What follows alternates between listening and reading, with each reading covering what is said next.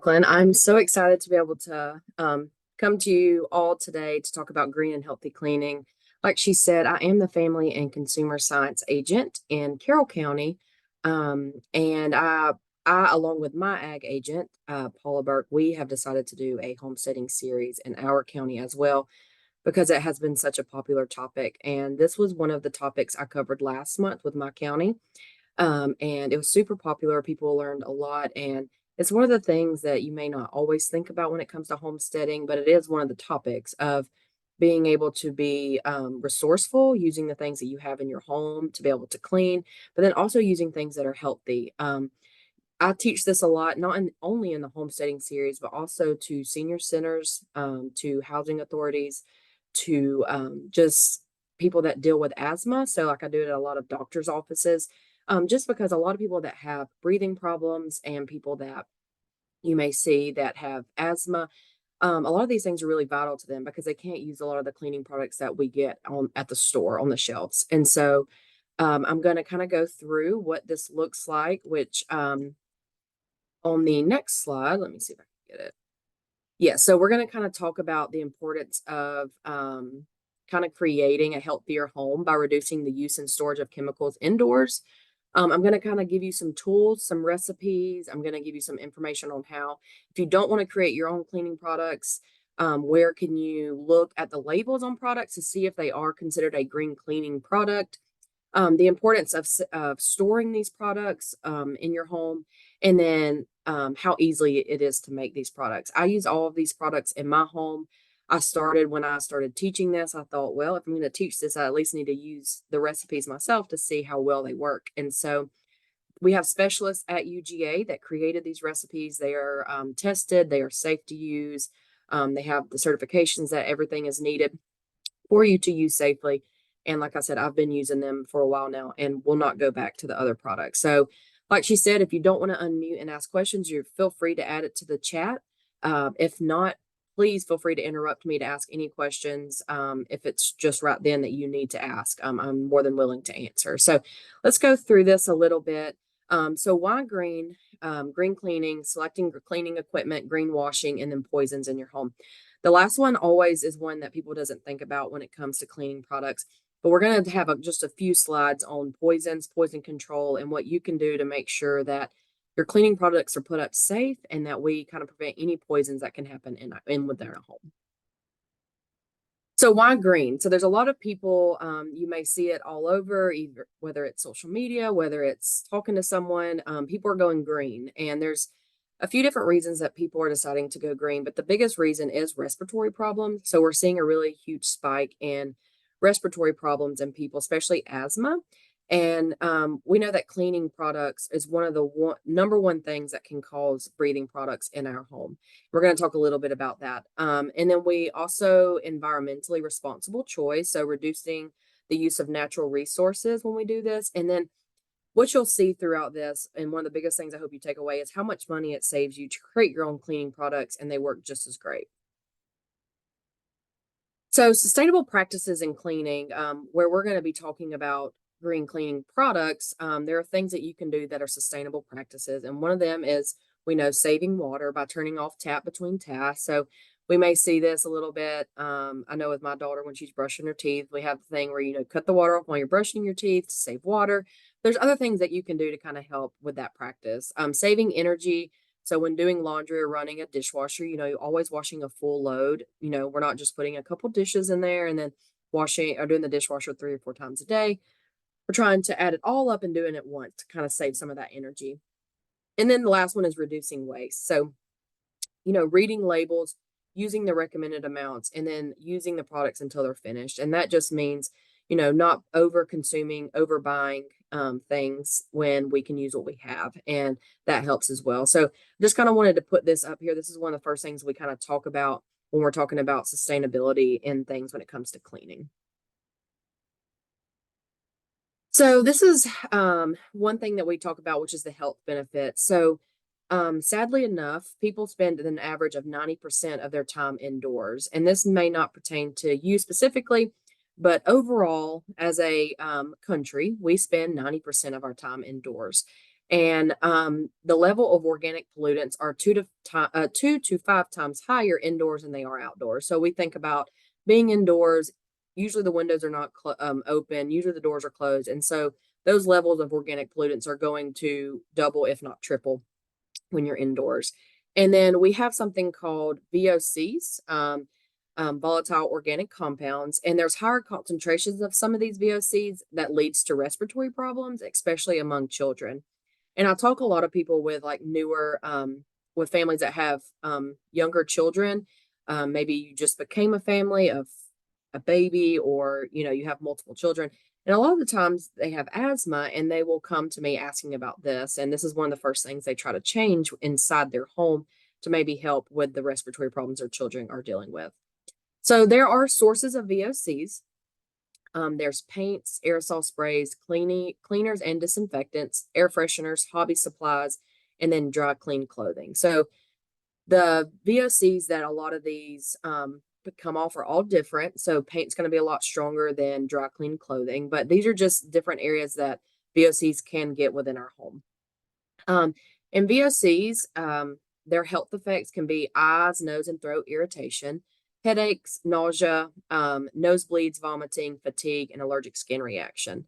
And you wouldn't believe the amount of people that, have headaches and they have not been able to tell where their headache is coming from until they look at maybe it's a certain air freshener or a certain candle they have lit in their house. So these are things that they may not be deadly dangerous, but they're things that affect our health in the way of those symptoms below. And so it's really important to look at the health benefits of it. It also saves us a lot of money. And if you're like anybody like me, I love to save money, especially whenever I'm trying to budget. And cleaning supplies is one area you can save a lot of money. And so homemade cleaning products cost less than the commercial and over-the-counter cleaners, the ones that we have for you today. But when you're making your cleaners, you only want to mix what you need and no more than a month's supply. And so when you decide if you want to make some of these recipes at home, it's better just to mix what you need then instead of having huge bulk items of these things. Using new containers. So we don't ever really want to use old containers to mix some of these products in. We never know how things are going to mix or if there's dew or anything left in those older containers that may have held something else. Label the date, ingredient, and product name. So everything, and we're going to talk about this closer to the poisons and the poisonous lookalikes, is we want to make sure everything has a label and when you created it. So if you're creating an all-purpose cleaner, have it all-purpose cleaner, the date that you created, and the basic ingredients, just so that you know what's in it. Just in case something crazy was to happen or somebody was to get a hold of it, you would know what's in that bottle. And then you always want to mix it in a well-ventilated area, even though these are green cleaning products.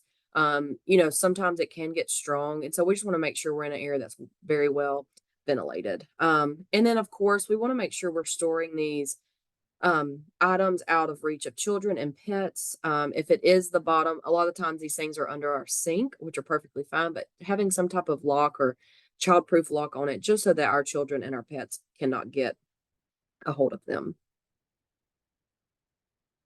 So when you're creating your cleaning supplies, there are basic cleaning ingredients that you need to be able to make sure that you get what you're trying to do done. And what that looks like is you have abrasives, alkalis, acids, surfactants, and disinfectants. And so even your store-bought cleaners or your commercially made cleaners, these are the bases of all of those cleaners. And I'll say this several times. When we have these, even if it's a store-bought, they start with this and then they're going to add a lot of scents, or they may add a lot of different chemicals or something like that to make it stronger. But these are the basics of, regardless if it's green cleaning or store-bought, that they are using. And as we go through these, we'll kind of talk about what they're used for and which way you would use them in your home. And so this is one of the first ones we're going to talk about. And the uses of this one is it breaks down oily dirt and it cuts grease. There are 3 different ones that you can use by their strength. So you have mild, moderate, and strong. So your mild version would be baking soda. And it's became popular now to mix baking soda and vinegar to clean your bathtubs, to like scrub your bathtubs or the microwave or something like that. And the reason is baking soda, as one of the alkalis, it breaks down the oily dirt. So it makes it all that come up and then you can scrub it off.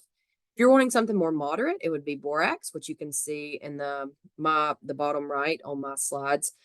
Here is the moderate, and then the strong would be washing soda, which is a big one that we have here. So all three of these are your alkalis. These are going to break down the oily dirt. They're going to cut the grease, and they're going to make it way easier to scrub some of that stuff off. So think about like your bathtub that you may be trying to scrub, the floors that you may be trying to scrub, anything like that. When you are mixing these products, they can cause throat and skin irritation sometimes, so just be very mindful of those. We're going to talk a little bit about borax and what it looks like, but you can get these at the store. Baking soda, of course, is more popular, but a lot of the times I teach this class in person, so I'm used to sharing things around and letting people look at it. But I have Arm & Hammer here. We make a lot of products with this, and like I said, they all are going to work.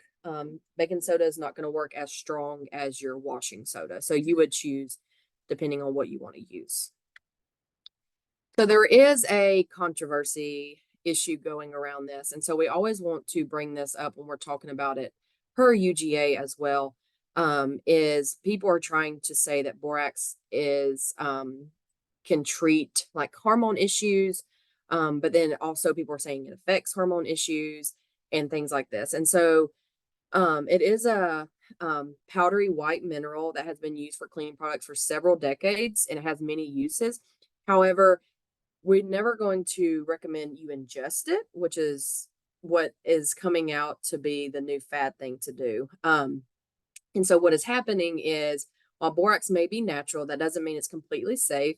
It often comes in a box with a caution label warning users that the product is an eye irritant and it may be harmful if swallowed. So the bottom line here is the National Institute of Health has found that borax has been associated with several adverse health effects in humans, which I was talking about earlier: irritation, hormone issues, toxicity, and death. However, this is what happens when you consume it. And people are trying to consume it for joint pain. They're trying to consume it for all kinds of different things. And we are just going to clean with it. And so that's the bottom line here, is we are not persuading you to consume it at all. If you see something like this and you're like, well, the green cleaning lady told me that it was safe. It is safe if you're cleaning with it. We do not recommend you do anything else with it, to put it on your skin, to consume it, or anything like that. So we have to get that out of the way. And so the next thing we're going to talk a little bit about is abrasives. And so this is really like your sponges, the things you clean with. So they're going to score off the dirt, grease, or the particle matters that you see. So think of like your scrubbers, your sponges, anything like that. You have coarse abrasives, and then you have finer ones. And so, it depends on what you are cleaning, of which one you're going to use. There's not this one's better than this one. People all have their opinions on which is the best scrubber. But abrasives are the ones that are going to help. So if you had your alkalis that are breaking down the grease, your abrasives is what you're going to use to kind of scrub that off. And like I said, the coarse abrasives is less scrubbing, but they may scratch your surface, which you may know that, especially when you're trying to clean your pots and pans. There are certain scrubbers you use and there's certain scrubbers you don't use. And then when you have your finer ones, you're probably going to have to scrub it a little bit more, but they're less likely going to scratch your surfaces. So just know which abrasives you use does matter, and depending on what you're trying to clean is what type of abrasive you will use. And then you have acids. And so a lot of the times we'll see people mix their alkalis with their acids to make a cleaner. And so your acids are going to remove hard water deposits, discoloration on metal surfaces, rust stains.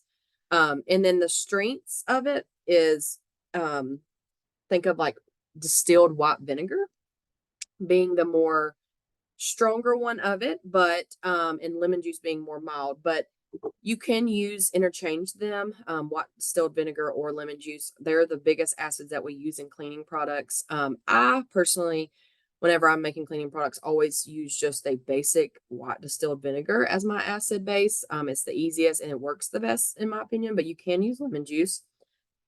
However, when you are mixing these up, you want to make sure, again, we're in some well-ventilated areas, just to be on the safe side. Like I said, we're going to talk a little bit whenever we go over the recipes. You'll see a lot of these recipes have acids and alkalis in them, and they work really great together to make a basic all-purpose cleaner. And then you have your surfactants. This is your basic ingredient in soaps and detergents. And so we're going to talk a little bit about the difference in soap and detergent because there is a difference in the two.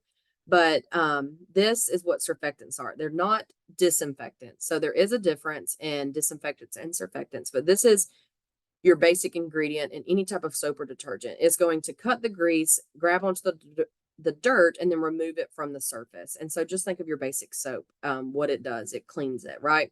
And so petroleum base, such as crude oil or natural gas, can be a skin irritant. But a lot of people are trying to go more towards the plant-based surfactants, which is like a Castile soap, which I have a picture of, but I also have one here. And this is one of the most popular ones that people use. And this is a green cleaning product. Dr. Bonner's is definitely one of the approved green cleaning products. And we always talk about this one in our classes. And it's actually one of the things that we always use in our recipes when we're helping people make them. But it is certified on the back as a green cleaning product. It's just basic Castile soap. There's nothing added to it unless you get like a citrus orange like this one, which they've added essential oils to it. So this is your basic ingredient in all of your soaps that you use when you're trying to make your recipes. And like I said, we want to talk a little bit about understanding the difference between cleaning, sanitizing, and disinfecting. And there is a difference. So when you're cleaning something, you're basically removing dirt and grime from something. So for example, you clean your light switches, your doorknobs, your countertops on a regular basis, or after you have visitors in your homes, maybe even here at the office when we, if someone's sick or something like that, or we've had a lot of crowd, we may just go down and clean the doorknobs, clean the phones, clean those things. And so you're just removing any dirt or grime. However, sanitizing is actually reducing the germs together. So like I was talking about, if somebody was sick and you think cleaning is not enough, you would use a sanitizer. And so you would clean everything first and then go around and sanitize it. Sanitize any surface that has touched or been contaminated by raw meat, poultry, and their juices, including the inner sink, using homemade bleach solution and sanitizing products. So it uses the example of like raw meat and poultry here, but also with someone being sick, anything that has germs on it, sanitizing is going to reduce those germs. And then disinfecting is the last one, and it eliminates or inactivates germs altogether. And so you always want to read and follow the directions on the label of disinfectors to ensure you're using them safe and effective and how to dispose of them. But a lot of times when we're trying to buy cleaning products, we see all-purpose cleaner and we think, okay, and we're having in our minds that it's sanitizing something or it's cleaning up that raw poultry juice on our kitchen counter that we just chopped up, that it's going to clear all those germs up, and we're just cleaning. So there is a difference, and you would want to clean it and disinfect it, especially if we're using something that has been contaminated. And then lastly, disinfectants. And so I put a picture of the disinfectant wipes because this is one of the biggest things people use. I'm sorry. And then, so they are actually going to kill microorganisms on the surface. And then their effectiveness depends on the dwell time. And so every disinfectant product says, 30 seconds of it being in contact, or it may be 1 second, depending on what it is. So it does, that is important when you're using disinfectants. EPA requires household cleaners that make claims that their germ killing properties of this product, they have to meet the federal insecticide, fungicide, and rodenticide, I think that's how you say it, Act standards. So a lot of times, just like these disinfectant wipes, you'll see something that says kills 99.9% of virus and bacteria. And so there is standards that have to be met for them to be able to say that they, are killing the germs, and they have to be able to prove that and be certified. Again, with disinfectants, no matter which one you're using, you just want to make sure you avoid breathing the vapors from the cleaning products, because we know that disinfectants they're very strong and they can affect, us breathing, especially if we're not in a ventilated area. So bleach is another disinfectant that's always been popular. Goodness, I feel like it's always been around, but bleach is a chlorine bleach, and it can cause severe damage or irritation to your eye, skin, and respiratory system. Then there is an oxygen or non-chlorine bleach, which is going to contain hydrogen peroxide, sodium, and precarbonate. And then you have an eco-friendly disinfectant, which is going to be like pine oil, hydrogen peroxide. The biggest thing with eco-friendly disinfectants, especially if you're wanting to go green cleaning, is you can use eco-friendly disinfectants in your home. They are going to kill the germs. However, if you are, ever listening to this for like, and you're doing childcare or you have a preschool or anything like that, or a food service industry, eco-friendly disinfectants are not approved at this moment to be able to use in those facilities. And so you have to use a chlorine or a non-chlorine bleach. However, when we're talking about this in this situation in your home, they are going to work great, and they are eco-friendly. So there is eco-friendly disinfectants. People are always asking me that, is there a way to clean without using bleach to disinfect? And there is, but they're just not approved for food or children places of work at the moment. So alternatives to bleach. So bleach is one of the things that people are starting to realize they cannot clean with. They start coughing. It affects their breathing, and they want something cleaner. And so distilled white vinegar will remove the stains, help deodorize, eliminate odor, and it's a softener. And then your hydrogen peroxide will actually kill those germs that we were talking about, where distilled white vinegar is going to kind of clean it. Your hydrogen peroxide is actually going to kill it. And then baking soda is another one of those that we talked about, our alkalis, that's going to kind of get up some of that grime and that dirt and cut that grease. And so using these three together is a really good alternative to bleach. It's going to kind of do the same. It's not going to be near as strong as bleach, but it is going to be effective. And a lot of people that are trying to get away from bleach have found it to be very successful in using these three products. So the other big hit right now with wanting something to smell really good, but not wanting to use a lot of these fresheners or these store-bought items, people are turning to essential oils and fragrances. And so the biggest thing I always tell people is clean does not have a smell. And you're like, yes, it does. It smells like X, Y, and Z. And I'm like, it smells like that because you're used to cleaning with that. And so everybody would have a different opinion on what clean smells like, depending on what they've cleaned with. But for something to be very clean does not mean it needs a clean smell. And so that is important, especially when you're looking at cleaning recipes to make. A lot of them do not have fragrances added. So like an all-purpose cleaner that just has vinegar, baking soda, and some cast-iron soap. If the cast-iron soap does not have a scent to it, you're not going to have any smell. And people are like, oh, it's not getting clean enough.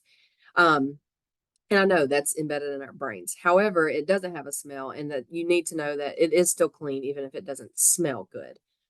However, we know that that's not always the case. And so you can add essential oils to any of your cleaning products. There's hundreds of essential oils out there with different fragrances that you can add that smell all kind of ways. I always use lavender. I love lavender. So I'll add lavender to my all-purpose cleaner. I'll add lavender to, I'll even add it to, I have like a kitchen cleaner that I use and I clean it on my counters, and it smells really well. So you can add essential oils. They do not contain any cleaning properties at all. They're not going to clean anything. They're just adding that fragrance as well. Like I said, they will help with deodorizing the surface.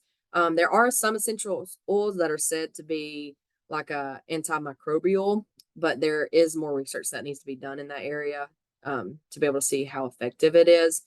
And that is a substance that kills microorganisms such as bacteria or mold, or stops them from growing or causing disease. However, like I said, that's still under research. We added that in here just because we had so many questions about, I heard this essential oil actually kills bacteria. And like I said, they're researching that, but there's no final conclusion that we can say of right now. So just pet safety and essential oils. It is important to remember that products intended to clean surfaces and keep us safe from viruses and bacteria might not always be safe for our pets. So bleach, prepare a diluted household bleach solution by mixing 2 ounces of bleach with 1 gallon of water. Soak for 10 minutes, rinse in with the water to remove excess bleach solution and let it air dry completely. So a lot of times the bleach is very toxic to our pets. And so you can dilute it a lot. It's still going to be effective, and then make sure it air dries completely before your dog gets around, or pet. And then carpet fresheners. We added this one just because so many people have questions about carpet fresheners and how they affect with the dog. The best thing is if your pet encounters this freshly applied powder, washing their paws with mild soap and water should help avoid any minor skin irritation. And And a lot of people say, especially when they put down the carpet freshener and then they vacuum, their their pets end up, licking their paws or as an irritant like that. So it can be a skin irritant to them. So just be mindful of that. Like I said, if it does happen, just cleaning it with soap and water is perfectly fine to kind of help get that off their paws. So Febreze and Swiffer Wet Jet are other products that we use that sometimes people are concerned about their pet safety. So Febreze, contrary to rumors, saying that Febreze, which I'm sure you've seen it on the internet or the web, that Febreze is very bad for you. It causes a lot of serious illness. It seems to be a safe product. There's nothing out there that has proven otherwise so far, per the standards that we go by. And then Swiffer Wet Jet does not contain cleaning agents in large enough quantities to present serious health risks to pets. That does supposed to say pets, not pests. Sorry about that. And then most anticipated side effects are just it being a skin irritant or, an upset stomach if your pet was to lick the solution or walk on it. I've heard, of a dog walking after they've used the Swiffer Wet Jet and it burning their paws. So that is about the biggest thing that can happen, which is a skin irritant. But, there's no death really related with Swiffer Wet Jets and the Febreze. Toilet cleaning tablets are another one that children and pets always want to get into. However, if your dog was to consume one of the cleaning tablets with your toilet, it could cause an upset stomach and some GI issues. You can always just call the veterinarian, just to let them know, and they would let you know what to do from there. Vinegar and water, a solution of vinegar and water is used as an inexpensive alternative to chemical cleaning products. And it can cause vomiting, diarrhea, or oral irritation and pain if your dog is to consume that. Again, it's not anything death threatening, but you may see your dog or other pets get a little sick by consuming these. And then lastly, with essential oils and pet safety, a lot of people are a little concerned about using essential oils when they have pets in the home. Sometimes they can be a danger to your pets, depending on their concentrated form, how much of it you're using, what you're using. And so sometimes it can make them really dizzy, which I thought was an interesting thing, but it can also cause depression and low body temperature in severe cases. And so just doing your research before you're using some of these essential oils and how much you're using. Are some oils and scents more dangerous than others? Some oils are more harmful than others. There are several factors that affect this, but mainly it's the concentration levels and what the products mix with. Best to completely avoid applying them to your pet. And so this is in the case of, we know that some essential oils have been shown to help different things, and they'll use them like they would on yourself, but on your pet. And we just, we try to stray away from that and not do that with our pets, just because there's not enough research out right now about the effects that are happening with our pets. So oil diffusers is another one that people always want, should I return or stop using an oil diffuser? And not necessarily. Oil diffusers are perfectly fine. They are meant to be used for a short period of time and keeping it in a secure area. So if your pet has a history of breathing or respiratory issues, and not just your pet, but your children or anything like that, it is best to avoid using them. And I thought this was a little fun, interesting fact. I'm not sure if any of you have birds or know someone with a bird, but essential oil diffusers actually are very, because of the bird's respiratory tract, are very sensitive to essential oils, and they can actually have serious problems if you have a diffuser. And so we always try, we're talking about pets, a lot of times cats and dogs. And so we say, usually it's perfectly fine as long as you're not having the oil diffuser on all day long, every day. But if you have a bird, I would probably stray away from using your essential oil diffusers in your home. So room spray. Room spray is something that is becoming very popular because people, like I said, we're talking about Febreze earlier. A lot of, people are wanting to get away from that, regardless of what you believe for Febreze. People are wanting their own room spray so their house does smell good, especially if you're using these unscented cleaning products. And so room spray, the base of it is witch hazel, alcohol, or vodka plus water. So witch hazel will act as like an emulsifier and helps distribute the oils in the water evenly. So you can get the smell in each spray. So it kind of is an emulsifier, kind of spreads it all out.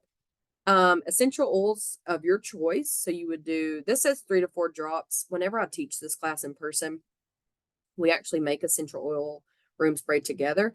And I tell them they can add as many as they want, depending on how strong they want. I always add more than 3 to 4. I double that just because I like a stronger smell. But, minimum 3 to 4 drops of it. And then, you want to make sure that you have a plastic or a glass 2-ounce bottle and then a label and a funnel to be able to make it. We do want to note that room spray is not a cleaner. It is for a refresh scent refresh. It's to make your room smell good. Maybe you've cleaned everything and you just want that last little smell good to kind of help. It's kind of when people like light a candle after they've cleaned their entire house. It's kind of the same thing. You can have like a signature scent. You can mix a scent. During Christmas time, we made our own room sprays and we did more holiday theme essential oils together to make, like a cinnamon or I was trying to think of one. We made one that was called Christmas tree that kind of smelled that we kind of sprayed and kind of helped with that. And so they are not a cleaner though. People ask that all the time. They're just for fun. So the safe use of green cleaning products is they are safe, but just like in anything can become dangerous depending on how we use it. And so you want to make sure you are reading your labels, you're using them for their intended use. You know what you're mixing beforehand, and you keep them away from your children and pets. How much of the product to use, and then proper ventilation and gloves when mixing things if you feel like it's going to be a skin irritant. We just want to make sure we're taking precautions to make sure that we are using them in a safe manner. So greenwashing is something that is called, there's no standardization definition for green. And so what happening is people will try to make their product seem like it's a green cleaning product by greenwashing. It's like the same thing as brainwashing, but it's greenwashing. That's what they call it for. And so they'll like have misleading claims like it's natural, it's green, it's biocompatible, anything like that. And it's not necessarily considered a green cleaning product. And so there are things you want to look for. So there's third-party certifications like a Green Seal, Safer Choice, EPA, or Cradle to Cradle that are green cleaning products. And so you want to look at the full ingredient disclosure. And if we were in person, I would pass this around. But if you have products in your home and you're curious, you can look at the back and look at what certifications they have. And this cast iron soap has the Safer Choice EPA seal on it. And so with that, we know that it is considered a green cleaning product. It's all of the things that's needed to be able to be considered green cleaning. And so even though things may say it's natural or it's green, does not necessarily mean that. You want to look at those seals and make sure you see one of them. We do know that 83% of Americans are concerned about their environmental impact of products they buy, and they say it is important for companies to design more environmental friendly products. And so what's happening is every company is jumping on that bandwagon and they're making all products look like they're green cleaning products. But we know by looking at seals, the green seal is the biggest one. If you see that green seal that says green cleaning, it's green. You know that it is a green cleaning product, but Safer Choice and Cradle to Cradle are as well. So eco labels are marks placed on products packaging or in their e-catalogs that can help consumers and purchasers quickly and easily identify those products that meet specific environmental performance criteria, and then they're deemed environmentally preferable, green cleaning. So eco labels can be owned or managed by government agencies, nonprofits, environmental advocacy organizations, or private sector entities. So they can be from different ones. But it's basically they've gotten certified that they are a green cleaning product and they are good for the environment. And so you can see here at the bottom these are just some that you may have seen. They're just examples. The Safer Choice, you'll see a lot on some of the green cleaning products. But you see all of these are different examples of, you see that on a product, you know that it is environmentally preferable for you to use that product.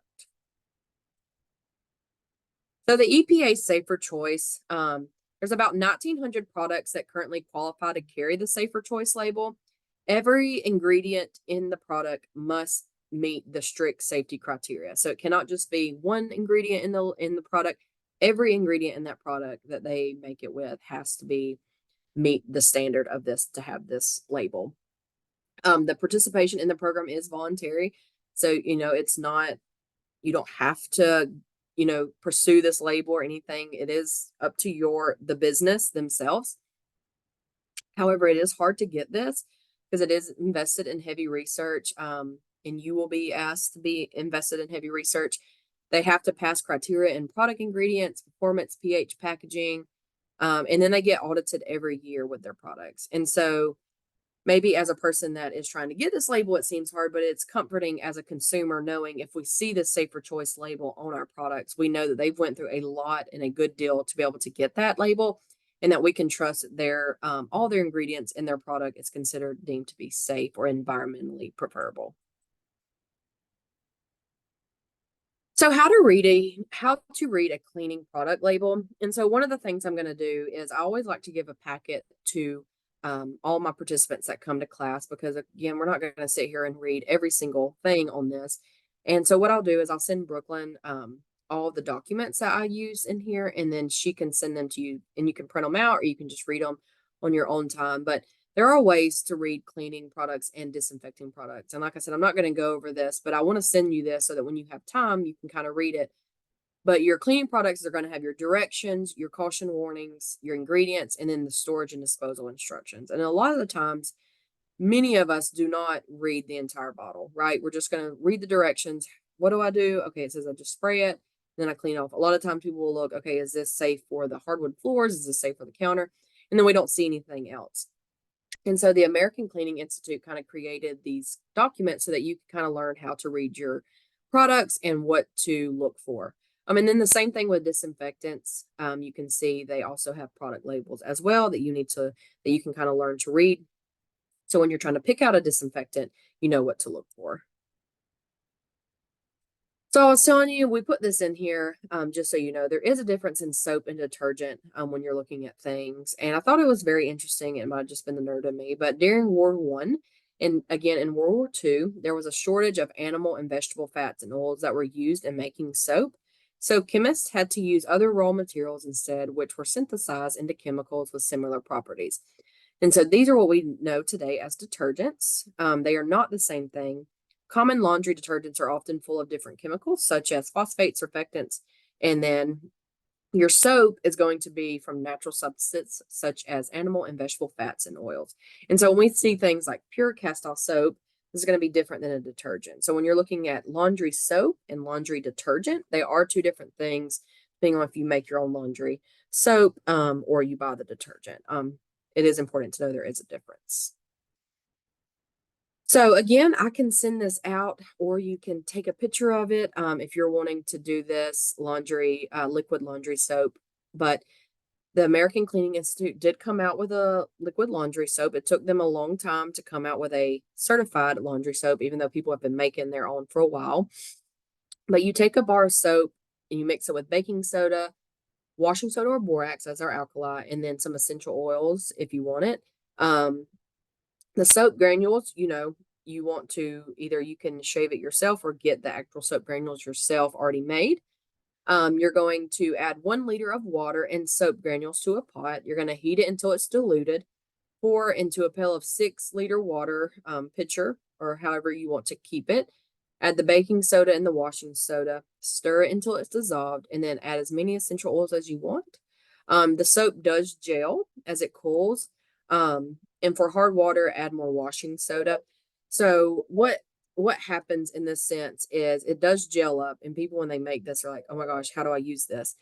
And so what happens is with it being a gel, you'll take pieces of it. You can scoop it out with something, or you can I don't know what you want to grab it with. You could grab it with your hand, I guess, if you wanted to. And then you put it in there. And then as soon as the water hits the laundry that you're washing, it will dissolve back into that liquid thing. But when it gels up, note that you are doing it correctly. You didn't do anything wrong. That's just the state it's going to stay in when you have it stored. So again, I will send this out so that you can have it as well. So air cleaners and purifiers, I'm not going to talk long on this, but just know it will not eliminate every air pollutant in your home. It can definitely help if you are worried about what's in your home. Um, if you're worried about, your air being kind of dirty, a lot of times you'll see this in like apartments where they don't really know. They'll put an air purifier in there. Like I said, the biggest thing here is just knowing it won't eliminate everything. It will definitely help. And if you have any other questions on air cleaners and purifiers, you can go to the EPA website and they actually have this guide up here. It's called, and you could probably just Google it, but Guide to Air Cleaners in the Home. And it'll kind of give you they'll give you their recommendations on which, you know, purifiers to use, which ones are the best, and how much particle removal it will do for you, depending on which one that you have. So selecting your cleaning ingredients, these are 3 different big areas that people have asked a lot of questions on. And so microfiber cloths are ones that we always recommend when you are using cleaning equipment because you can reuse them. They're pretty durable. And then that uses 95% less water and chemicals than cotton mops and cloths. And so we do recommend you use microfiber cloths. And then wash and dry them separately, and don't use fabric softener on these guys. It can mess them up. But besides that, you would clean them like normal. People also ask about HEPA filter vacuums, high efficiency particle air filter in your vacuum. Theoretically, they remove at least 99.9% of dust, pollen, mold, and bacteria. So what we suggest when you're looking for vacuums, see or make sure they have that filter on them.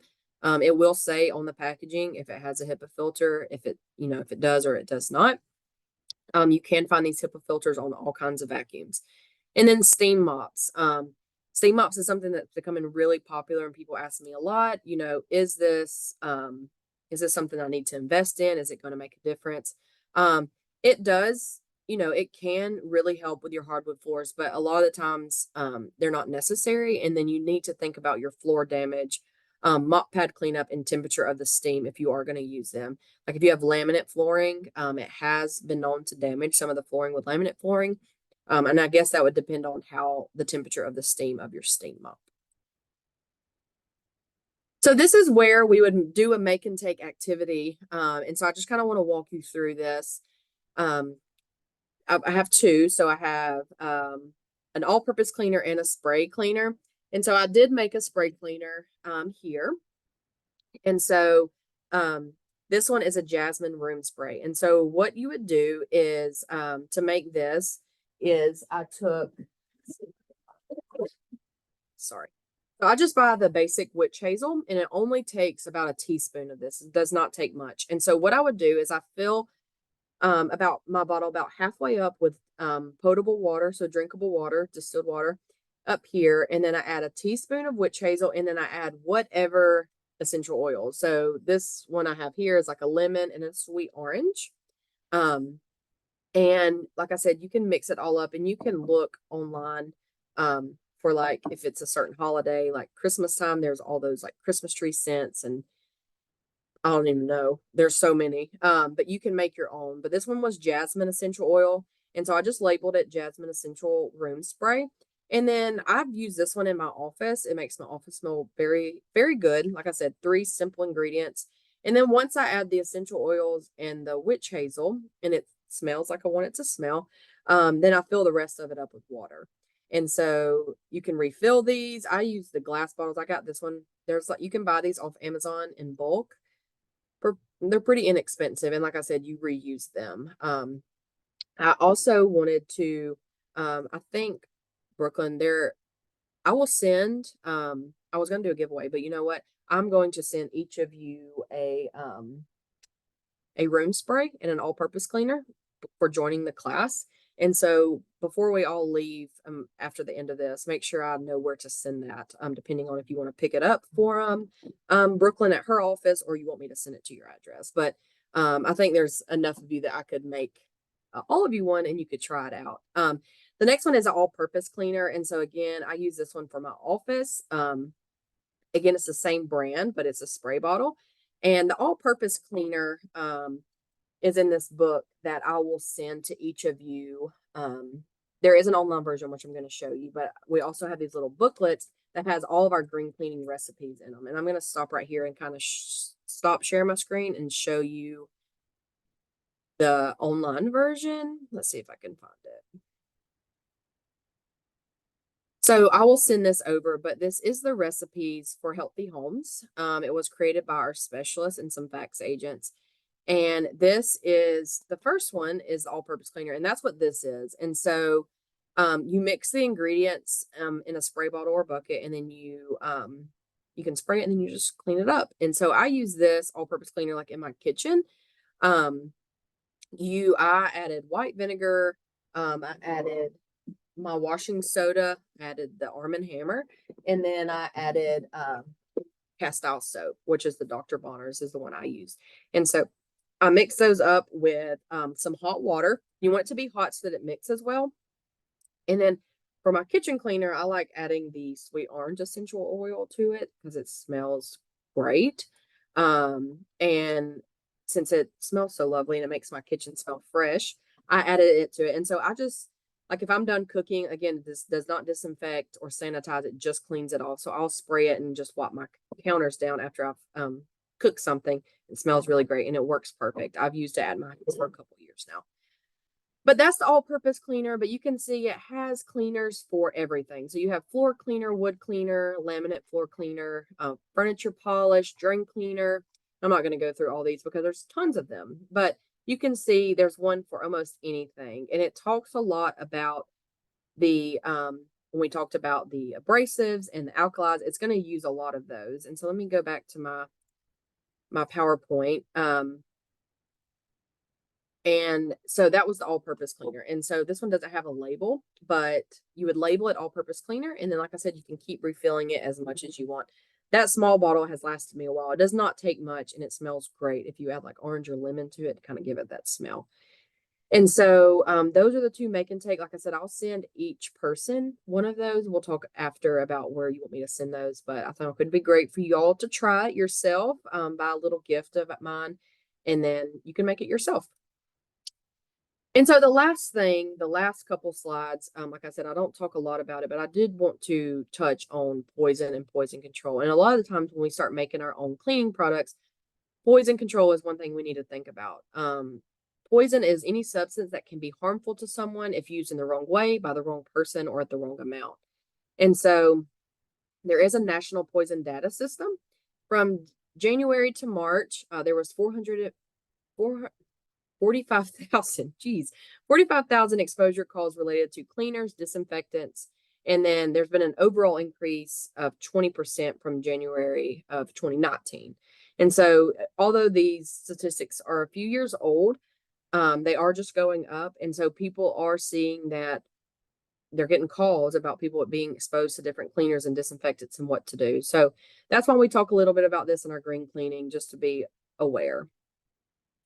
So in 2020, household products accounted for 8.1% of exposure reported to the Poison Control Center. 61% of cases managed by the GPC involved a drug. And so we do this fun little thing in my in-person class, and it's part of the thing I'm going to send you, but always let people pass this around. And I tell them, I'm like, all right, I want you to show me which one is the medication and which one is the candy.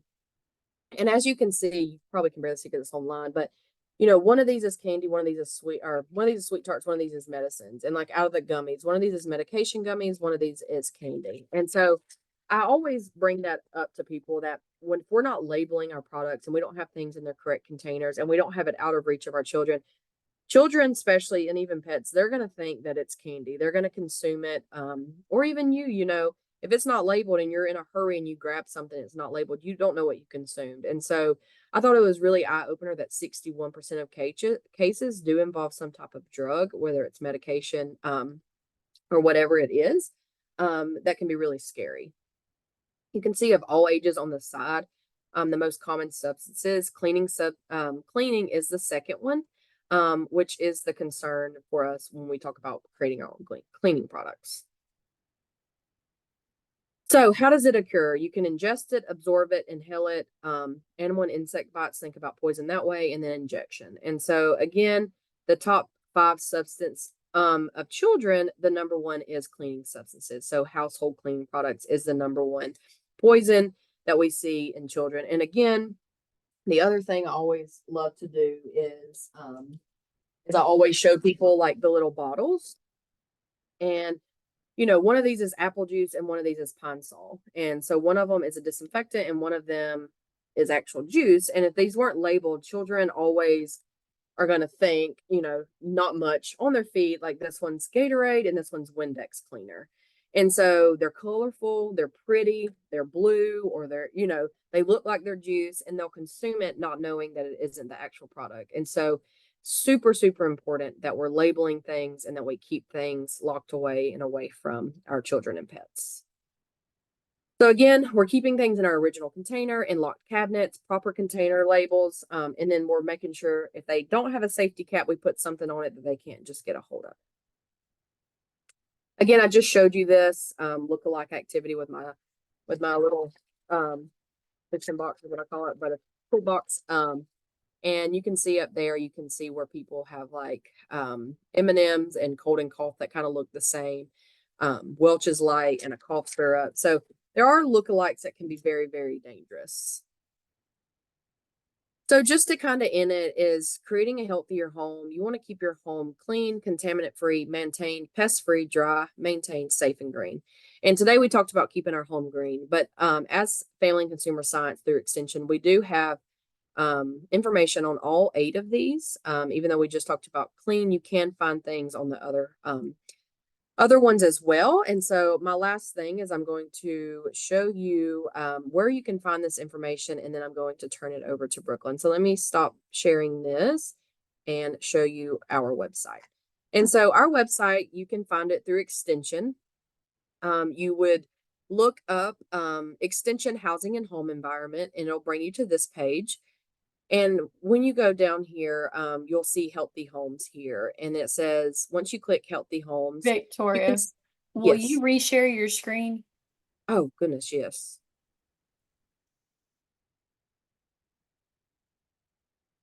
That's it.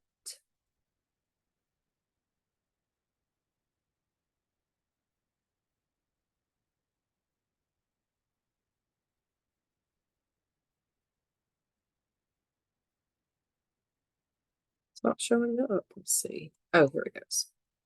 All right. Can you see it now? Yes, we're with you now. Okay.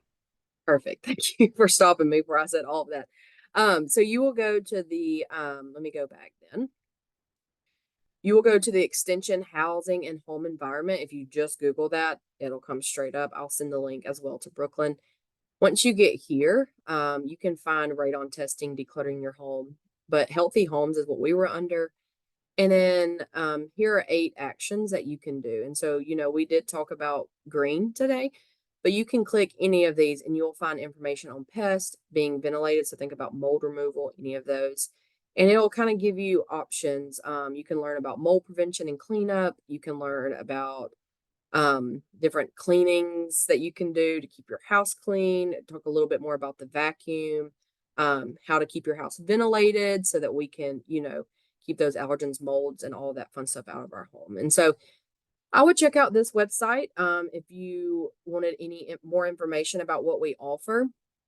And yeah, that's about all I have, Brooklyn. I'm going to stop my share and let you take over. If people want to let me know where to send their cleaning products, I can send them to you or I can send them to them, whatever works best. Thank you so much. That was awesome.